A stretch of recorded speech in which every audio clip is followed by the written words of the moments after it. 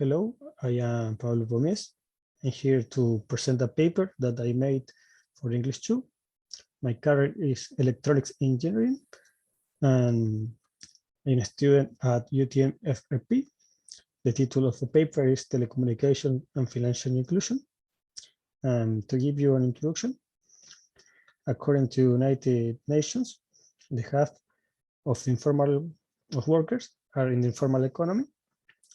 Due to COVID-19 crisis, their income has dropped up to 61%, and in some regions up to 81%. These regions are Central and Southern Asia and Sub-Saharan Africa. So, as a consequence of that, the half of the population do not have access to internet. The half of the population is 3.6 billion people. These people are in a digital divide that they cannot access to education, healthcare, or commerce. So, although there are more than 1,000 network operators, no one could offer on affordable price communication services as internet calls or message to this isolated place, rural areas, little communities. To solve this problem, it's important to apply or use the business model, shared economy, in which an owner of a product or service shares it with the community and gets an income for its services. Usually it is based on community online platforms. And in this case, a family could buy an air node, which is powered with solar panels, has low energy consumption, can bring internet to the neighborhood, and get access to internet, receiving an income for the services. They have internet, they give internet, and they got an income. They get an income. These types of nodes are integrated with blockchain technology. So, with third generation of blockchains, so it is upgradable and updatable by developers that work on the chain. Also, it's secure. It is also accessible because it's an investment. Also, because use renewable energies like solar energy, sustainable. So, to resume, this is the map of the presentations. Will consist of 3 parts: the blockchain and the network technology, its relationship.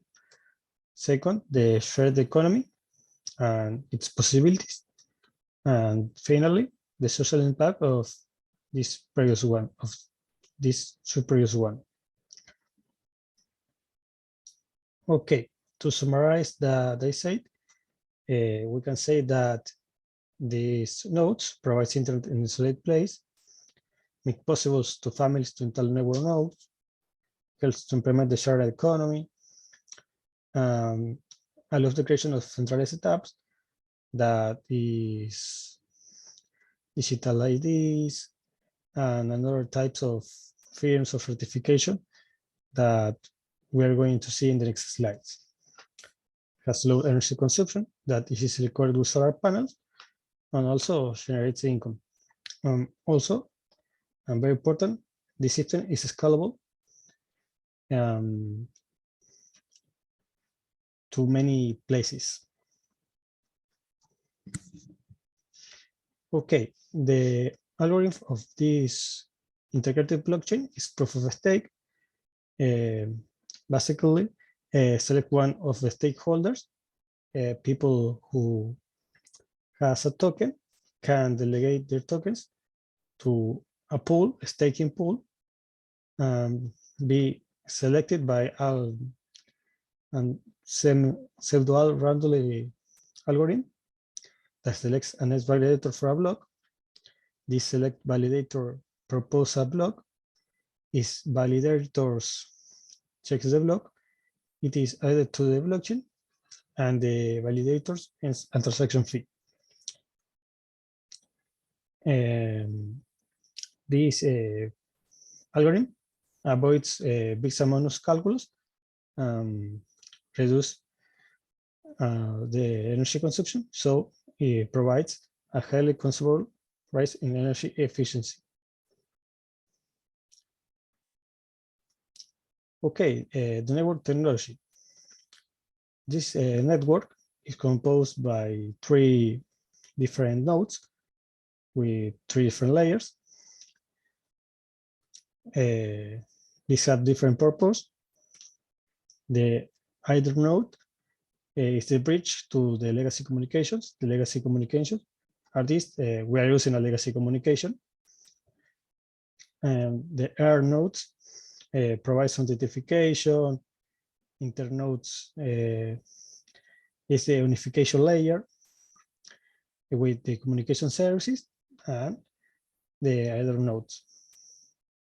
First, authentication. And the air nodes are the antennas.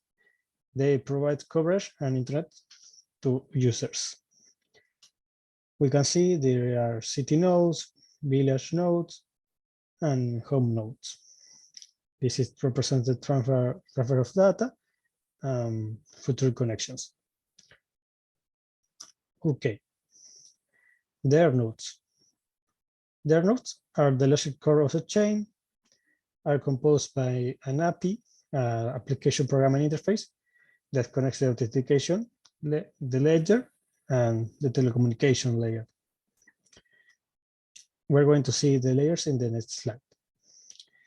It communicates and interconnects all alternative nodes, as we can see in the previous picture, and making interfacing with third-party or third-party applications. About the modules and the layers, the authentication layer has a decentralized identity module that allows the creation and maintenance of the centralized digital identity. So it is responsible for entity registration, credential management, and other types of authentication. Then the ledger layer has a blockchain module, which allows the system to provide security, immutability, transparency, and privacy. It runs the financial ledger of the system. It ensures the data of the users, like telephone numbers, call logs, etc.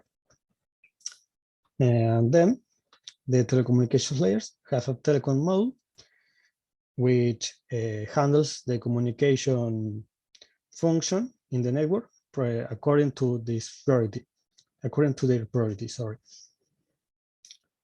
To summarize the module's responsibilities, it provides user registration and authentication, facilitate the financial transactions, handle requests for the access to services, handle the communication events and store them into the blockchain, handle and storing quality of service in the blockchain. This is a system that allows you to know how is working the network around your route.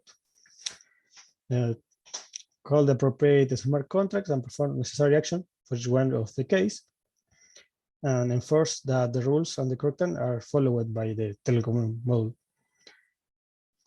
That the hardware is following the software. So they are nodes, and they could be one, or they could be It could be for one individual or for a big community. They have a total hardware.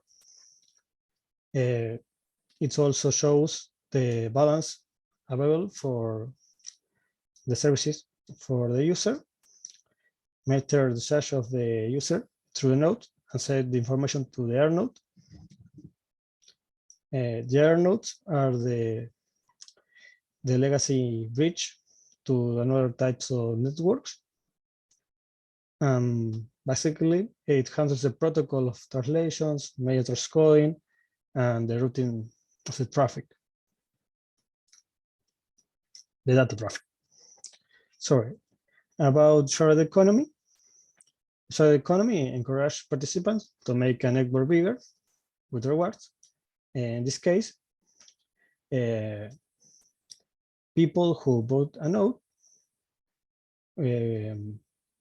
people who buy a node will get rewards, and they will expand the network by bringing a services and generating income. They also get a wallet, and they can do with their income that they want.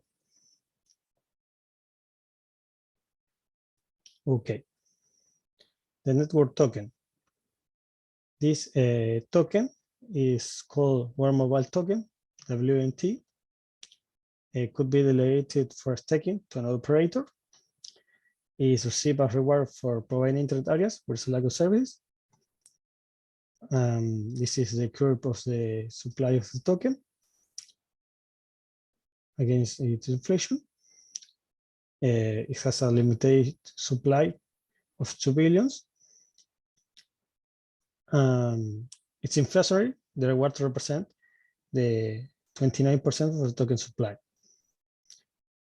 In pink is the annualized inflation, and in purple, the aggregate supply of the token. Okay, what are the incentives for operating nodes? We can say that where the transactions are generated and stored in the Web Mobile chain, these transactions are paid with rewards or commissions. They consist in a fixed amount of WMTs, which is deduced from the total of services, including the block. They will be shared the nodes, selected in execution, with extra rewards for the ones who are performing a higher workload. For example, in a call, there are 2 main nodes that are making the code, the coding and the coding of the call. And for this overworking, the stakeholder of this node will have a bigger reward. According to local regulations, these air nodes, these antennas, will be rewarded with the local stable currency. Also, as I said previously, you can get rewards and incentives by reporting the quality of the adjacent nodes in the neighborhood or in the network. About the users, you can see the relationship in the network. The users get communication, financial inclusion, access to education, or healthcare. The stackers delegate their tokens to node operators. The node operators process transaction, and the users use the services, and the node operators gets a transaction for the fees of the process in the blockchain. Okay, the user gets an automatic credit wallet, can transfer their tokens peer-to-peer. This is part of the business model of the shared economy. Also, they have access to digital identity, and also can access to declaration of property, license, or qualification. or button register. And mainly important, they no longer rely on bureaucratic process when efficient backend services to deliver or receive rewards for operating the network. Also, you can say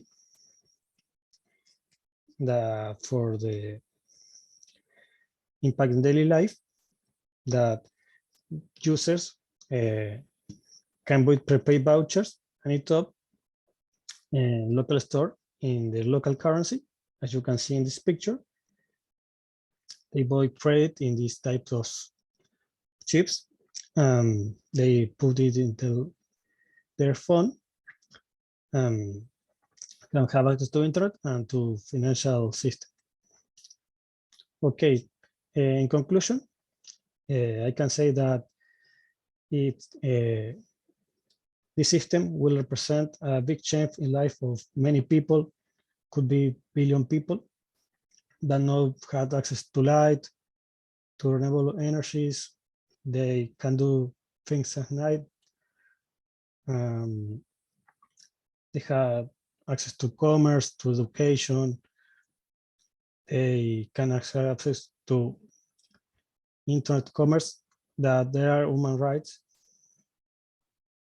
And it's very important to be fulfilled. Also, I think that it's important for their economy and its development as persons. Thanks for hearing. This is the reference of the paper. If you want to contact me, you can talk with my teacher. This is her email in the first slide.